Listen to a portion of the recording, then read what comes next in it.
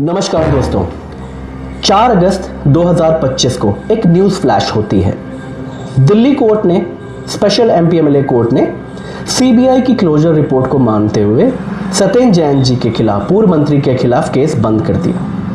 क्या था यह मामला?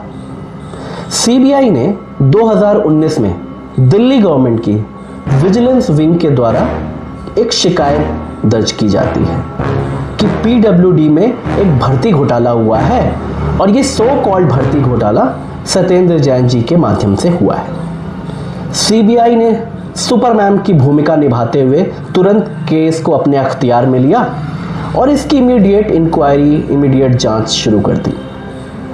सत्येंद्र जैन जी को, उनके पूरे परिवार को कई दफ़ा बुलाया गया, उनके साथ दुर्व्यवहार किया गया, उनकी पूरे अकाउंट खंगाले गए, पूरा घर खंगाला गया, निकटतम लोगों को खंगाला गया, उनके साथ भी क्रॉस एग्जामिनेशन हुई।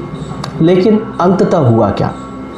सीबीआई ने ये 5-6 साल ये केस चलाया और अंततः इस केस में कुछ ना मिलने के कारण इस केस को बंद करना पड़ा।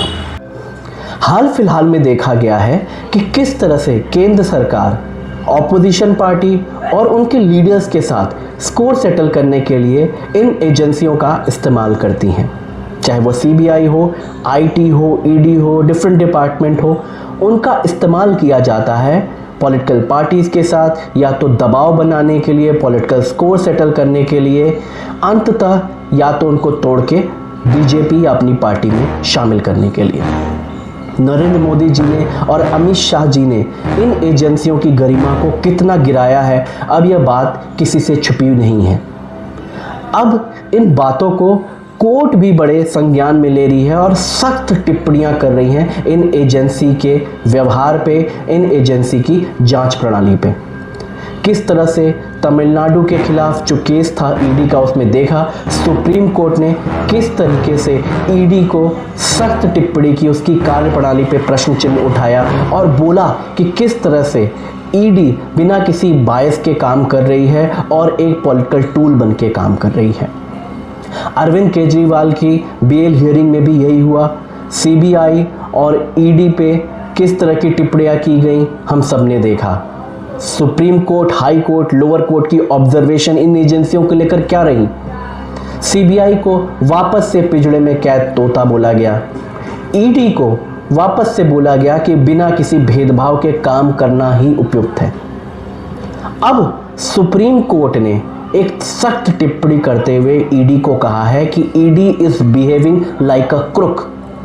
ईडी का जो कन्विक्शन रेट है वो 0.5% से भी कम है और यह अपने आप में साबित करता है कि ईडी किस तरीके से अपना काम या तो पक्षपात या निष्पक्ष रूप से किस तरह कर रही है। हम सबके सामने 4000 से ले ज़्यादा केसेस किए गए हैं ईडी के द्वारा और उन केसेस में 95% जो केसेस हैं वो ऑपोजिशन पार्टी या पॉलिटिकल ऑपोजिशन ओपोनेंट्स को ऊपर किए गए हैं। अब इन एजेंसियों की गरिमा किस तरह से साबित होगी, यह नरेंद्र मोदी जी की केंद्र सरकार को सोचना होगा।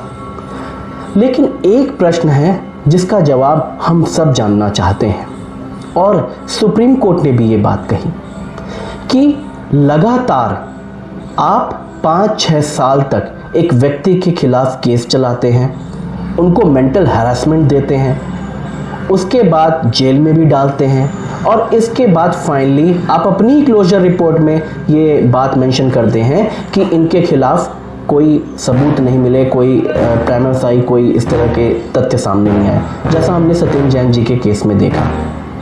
तो उस व्यक्ति के 6 साल, 5 साल, 7 साल का हिसाब कौन देगा?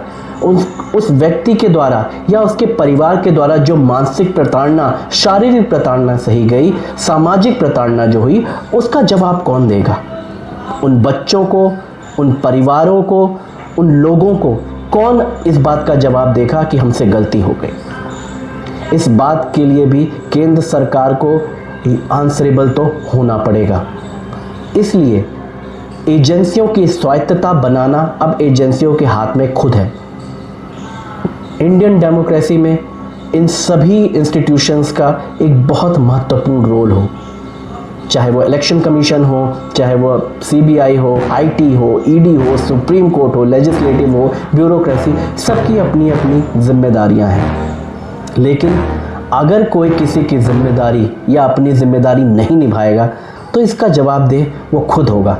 आने वाले भविष्य में इन्फोर्समेंट डायरेक्टरेट, सीबीआई, आईटी, इन सब को अपनी छवि सुधारना चाहिए और पॉलिटिकल चंगुल से बाहर आना चाहिए।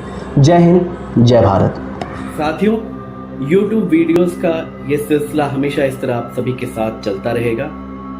हमारे चैनल को ज़रूर सब्सक्राइब करें, हमारे वीडियोस को ज़रूर लाइक करें और अपना कमेंट भी प्रोवाइड करते रहें। फीडबैक से हमें अपने चैनल को इम्प्रोवाइज़ करने में, अपने कंटेंट को इम्प्रोवाइज़ करने में बहुत सहयोग मिलता है।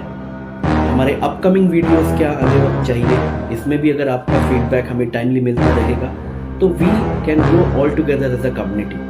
तो इस चैनल के माध्यम से आपके कमेंट्स का हमें इंतज़ार रहेगा, आपके फीडबैक का इंतज़ार रहेगा। हमारे बायो में हमने कम्युनिकेशन डिटेल्स मेंशन है, तो उसका उपयोग करें और हमें अपना फीडबैक बताएं कि हमें अपने चैनल में नेक्स्ट वीडियो किसका आना चाहिए। धन्यवाद।